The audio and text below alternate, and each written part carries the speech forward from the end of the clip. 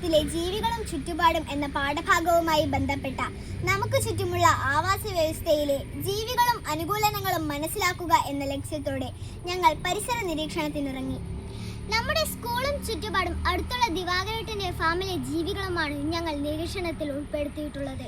ജീവജാലങ്ങൾക്ക് പ്രകൃതി എന്ത് അനുകൂലനം നൽകുന്നെന്നും പ്രകൃതിയും ജീവജാലങ്ങളും തമ്മിൽ പരസ്പരാശ്രയത്വം എന്താണെന്നും മനസ്സിലാക്കുക എന്നതായിരുന്നു ഞങ്ങളുടെ ലക്ഷ്യം. മത്സ്യം ഭക്ഷിക്കുന്നതും ഞണ്ടിന്റെ സഞ്ചാരവും പിറന്നു വീണ പശുക്കിടാവ് പാൽ കുടിക്കുന്നതും ഞങ്ങൾക്ക് വളരെ ആവേശം പകർന്നു. കാക്ക ഒരു സമൂഹ ജീവിയാണെന്നും ഉറുമ്പിന്റെ പരിശ്രമശീലവും പല്ലിയുടെ രക്ഷാതന്ത്രവും ഓന്തിന്റെ നിറമാറ്റവും ഒക്കെ ഞങ്ങൾക്ക് നേരിൽ കണ്ട് മനസ്സിലാക്കാൻ കഴിഞ്ഞു. പൂമ്പാറ്റകൾ വളരെ ഭംഗിയുള്ള ജീവികളാണ്. ഇവ ഭൂമിയെ മനോഹരമാക്കാൻ സഹായിക്കുന്നു. പല നിറത്തിലും പല രൂപത്തിലും ഇവയെ കാണപ്പെടുന്നു. ഇവ പുതിയ ധാരാളം ചെടികൾ ഉണ്ടാക്കാൻ സഹായിക്കുന്നു. പൂമ്പാറ്റയുടെ പല വളർച്ചാ ഘട്ടവും ദിവാകരേട്ടന്റെ ഫാമിൽ നിന്നും ഞങ്ങൾ കണ്ടു. ആദ്യമായാണ് ഞങ്ങൾ പശുവിൻ്റെ അടുത്ത് പോയത്. ഇടയ്ക്കിടെ പശു വാലാട്ടുന്നത് കണ്ടു. പശുവിൻ്റെ ദേഹത്ത് നിന്ന് രക്തമൂറ്റുന്ന പ്രാണികളെ ആട്ടി ഓടിക്കുന്നതിനാണ് അങ്ങനെ ചെയ്യുന്നത്. ഇത്തരം പ്രാണികളെ ആഹാരമാക്കാൻ പക്ഷികളും എത്തുന്നത് കണ്ടു. ഇടയ്ക്കിടെ പശു ചവച്ചരക്കുന്നത് കണ്ടു. പശു അയവെട്ടുകയാണത്രേ. ഫാമിലെ കിണറ്റിലാണ് വരാലിനെ കണ്ടത്. മേൽച്ചിറക് കൊണ്ട് തുഴഞ്ഞ് മുകളിലേക്കെത്തി. തീറ്റ കണ്ട ഭാഗത്തേക്ക് വാൽച്ചിറക് കൊണ്ട് ദിശ മാറ്റി വന്നു.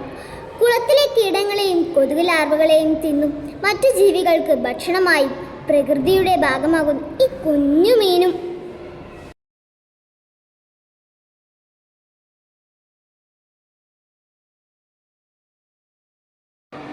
പണ്ടുകാലത്ത് നിലം ഉഴുതുമറിക്കുന്ന കലപ്പയുടെ ജോലിയാണത്രേ ഇപ്പോൾ മണ്ണിര ചെയ്യുന്നത്.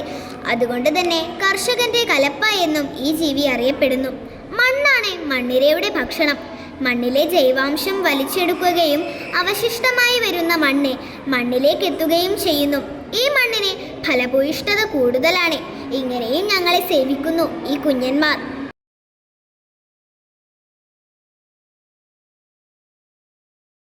മരണക്കിണർ പോലെ മണ്ണിൽ കുഴിയൊരുക്കി ഒളിച്ചിരിക്കുകയാണ് ഈ വിരുദ്ധൻ.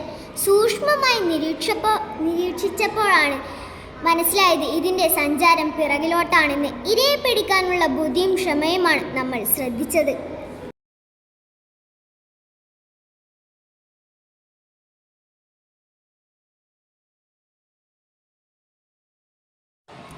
ഫാം ഹൗസിലെ പുഴക്കരയിൽ നിൽക്കുമ്പോഴാണ് ഒരു കുഞ്ഞൻ ഞണ്ട് ഓടി ഒളിക്കുന്നത് കണ്ടത്. വളരെ വേഗം കാലുപയോഗിച്ച് ദ്വാരം ഉണ്ടാക്കി അതിലാണ് ഒളിക്കുന്നത്.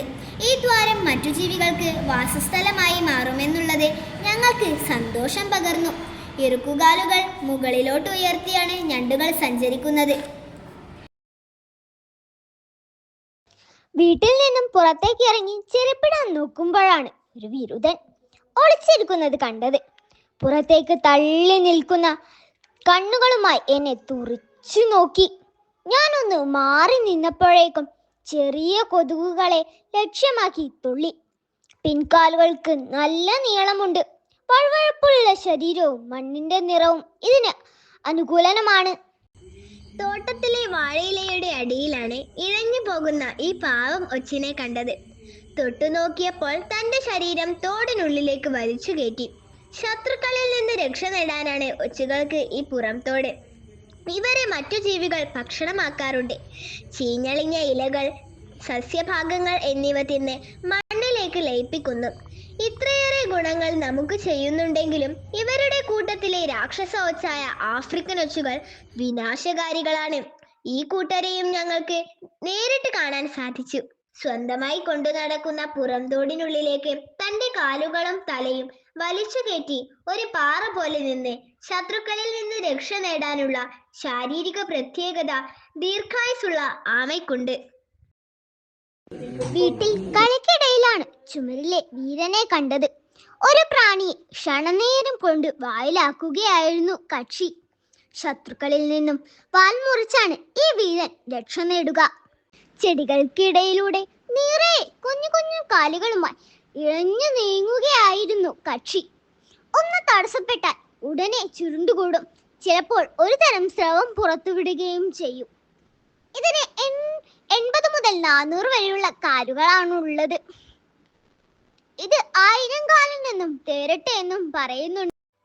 രാത്രികാലങ്ങളിൽ സഞ്ചരിക്കുന്നവയാണ് നിശാശലഭങ്ങൾ. ഇവയ്ക്ക് ശരീരത്തിൽ ചെറിയ രോമങ്ങൾ ഉണ്ടായിരിക്കും. രാത്രിയിൽ വിരിയുന്ന പൂക്കളിൽ നിന്നാണ് ഇവ തേൻ കുടിക്കുന്നത്. ചിറകു വിടർത്തിയിരിക്കുമ്പോൾ തറയ്ക്ക് സമാനമായിട്ടായിരിക്കും. ചെറുതും ചുവന്ന നിറമുള്ളതുമായ ശരീരമുള്ള പുളിയനുറുമ്പിനെ കൂട്ടുകാരന്റെ വീട്ടിലെ പേരമരത്തിലായിരുന്നു കണ്ടത്. ഇവയുടെ ശരീരം 3 ഭാഗങ്ങളായാണ്. തല, വക്ഷം, വയറ്. 6 കാലുകളുണ്ട്. മണം പിടിക്കാനായി ഒരു ജോഡി കൊമ്പുകളുണ്ട്.